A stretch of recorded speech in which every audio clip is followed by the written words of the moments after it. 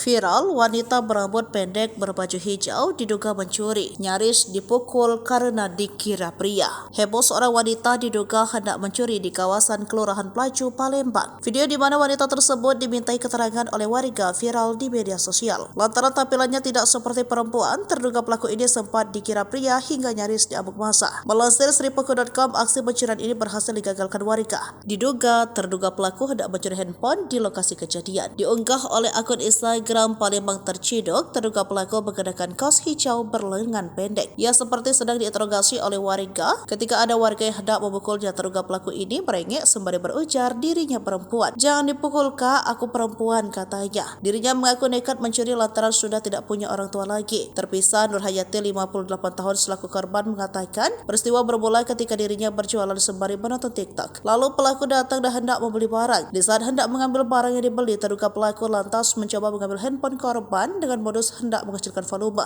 Namun saat korban sedang mengambil uang kembalian, terduga pelaku langsung kabur. Spontan saat itu saya teriak, warga pun mengejarnya dan berhasil menangkapnya, tuturnya. Kapolsek SU1 Kompol Bayu Arya Sakti membenarkan pelaku sudah diamankan dan polsek. Identitasnya seorang perempuan berinisial LS 18 tahun.